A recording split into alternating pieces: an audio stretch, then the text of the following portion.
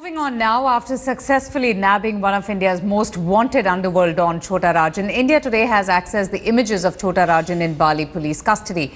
The Central Bureau of Investigation will now be deciding whether the Indonesian police will bring the gangster back or will the CBI themselves bring him along. In fact, the spokesperson of the Indonesian police even clarified that they are not under any obligation to carry out an investigation or to interrogate Chhota Rajan. They said that India has asked for help after Australian agencies informed them of his 15-day holiday in Bali and they obliged and nabbed the gangster. In fact, India Today's Atir Khan exclusively spoke to the spokesperson of the Indonesian police. Let's listen into that.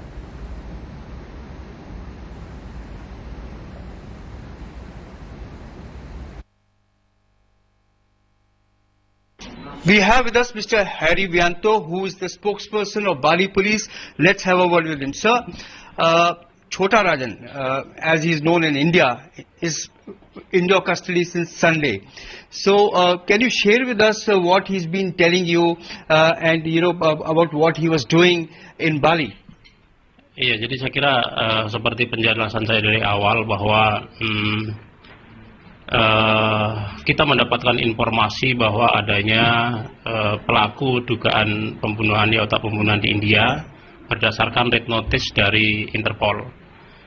Jadi awalnya adalah info dari Interpol di Canberra yang menyampaikan kepada Interpol Indonesia. Karena Interpol Indonesia itu di bawah Divisi Hubinter, oleh sebab itu Divisi Hubinter Mabes Polri menyampaikan, yang meminta bantuan kepada Dirjen Imigrasi yang ada di Denpasar, ya, itu untuk melakukan penangkapan atau mengamankan terhadap yang ada di dalam paspor nomor yang sudah disebutkan. Setelah kita lakukan penangkapan bahwa namanya antara nama yang ada di red notice dengan nama yang ada dalam paspor itu memang berbeda. Iya. Sir, there is this theory that he had some business interest in Indonesia, maybe in Bali. Are you exploring that? Are you looking into that angle? Memang kita tidak melakukan interogasi, ya, melakukan interogasi terhadap yang bersangkutan terkait kepentingan untuk ke Indonesia. Tetapi yang jelas bahwa di dalam visa yang rencananya akan berkunjung di Indonesia ini selama 15 hari. Ya, selama 15 hari akan berkunjung di Indonesia. Itu penyampaian dari Australia. Sir, what is... Okay, let's go straight now to to my colleague Atir Khan, who joins us live from Bali. Atir, I was just listening to the spokesperson saying that they have absolutely no interest about what Chhota Rajan did in India. So India has no extradition treaty with Indonesia. What happens from here on, from India's perspective? Well, that's right. You see, there is no extradition treaty, but worldwide, there is the system of cooperation. You recall between West Asia and India, though in some places there were no extradition, but the deportation process was, carried out. So similarly, both Indonesian agencies and Indian government is hopeful that this deportation can be effected. But then there is a lot of documentation which needs to be done, and both governments have to be convinced. So for that, both the countries being members of Interpol, the process of red corner notice has been executed on the request of Indian agencies and a tip-off from Canberra, Australia. But as of now, today, what we are learning is that CBI is going to hold a crucial meeting to decide on the future course of action as far as Chhota Rajan's deportation is concerned. The team has not arrived so far. CBI's team has not reached here. This has been confirmed by the spokesperson, Harry Vianto, of Bali Police. But of course, the correspondence is still on, and they're hopeful. They're still, not sure whether Indonesian police is going to hand over Chhota Rajan to Indian agencies in India, or it will be the other way around. The Indian CBI team will come to take custody. So there's a lot of consultation going on that account. But by today evening, we hope to get some clarity on this. All right, Arthur, stay with me. We also have managing editor of India Today, Vinay Tiwari, joining us. Vinay, in the past, there may be no extradition treaty, no formal extradition treaty between two countries. But, there have been instances when countries have agreed to deport a person who is wanted by law. Do you see that happening in Chhota Rajan's case? Do you see, Chhota Rajan actually being extradited from Indonesia and being deported back to India? And do you also foresee India pressing for his return back to the country? To clarify, Vantika, for our viewers, there is a very clear distinction between the two words, extradition and deportation, and I think we should make that very clear to our viewers that extradition happens when two countries do have an extradition treaty between them. So it's a very formal process where two countries have agreed, as per an international convention, to hand over suspects or people wanted by law to each other in case there is a red corner notice or any other notice pending against him. Deportation is simply the process of sending back a person who doesn't belong to that country. Right. So in the case of Indonesia and India, it will really be a deportation. It won't really be an extradition because we don't have a treaty. Right. But having said that, the way this whole case has panned out, it's very obvious and apparent that the Indian government has been in touch with the Indonesian government in advance, and there is already groundwork that has been done between the two countries.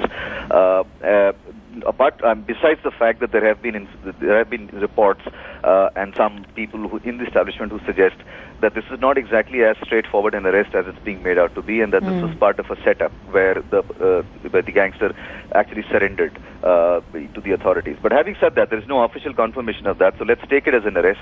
But the fact is that the Indian Foreign Office has already spoken to the Indonesian government, and I'm not too sure that there'll be too many hitches now from here onwards on getting him here. The only question is about how long will it take for the paperwork to happen, because the Indian CBI officials, the intelligence agencies, and some of the other foreign office officers will of course have to be in Bali in Indonesia to carry out the paperwork, and that's about the only hitch I see. I don't see any other hitch because the government-to-government cooperation has already happened.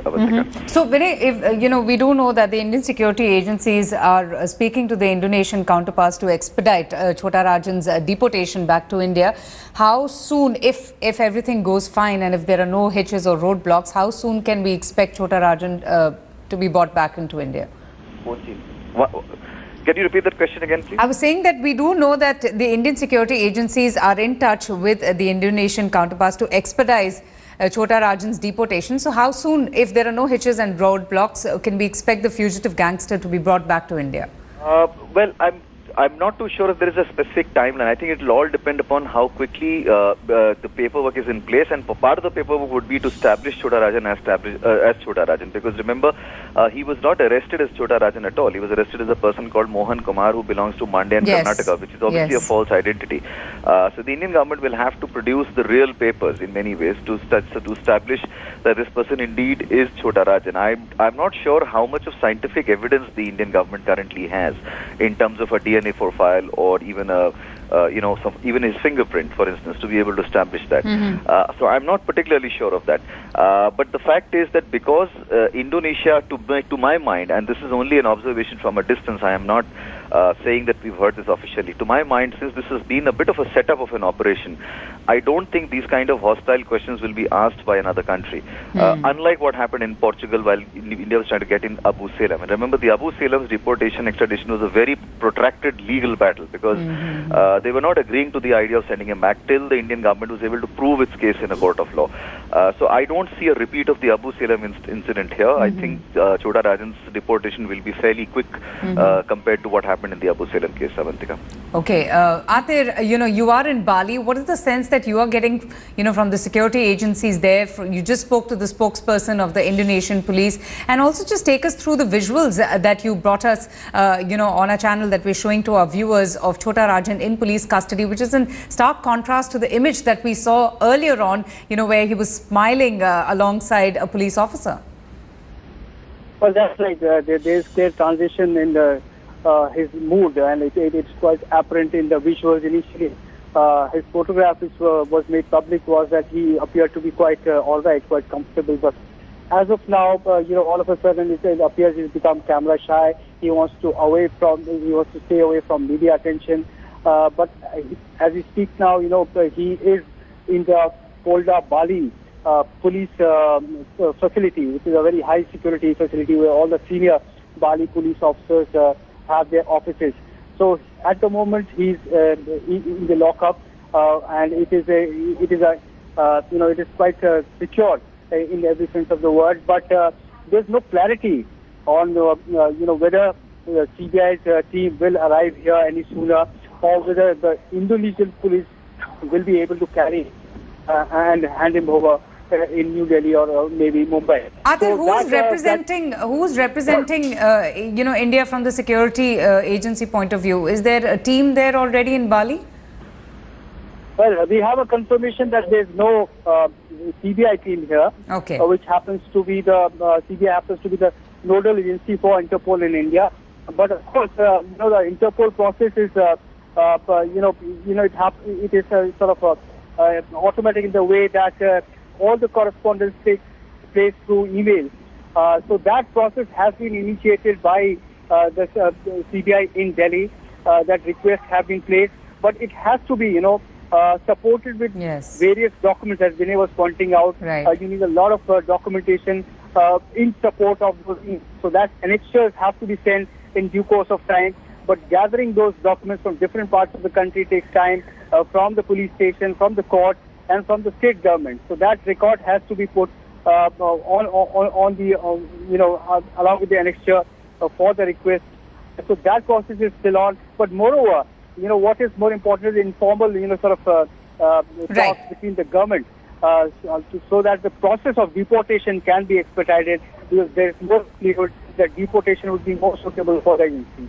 All right, Atir and Vinay, thank you both so much for joining us, getting us all the latest updates from Bali itself, where Chhota Rajan, the dreaded gangster, was arrested by the police there, and Vinay Tiwari for getting us more perspective and insight into the legalities of this case.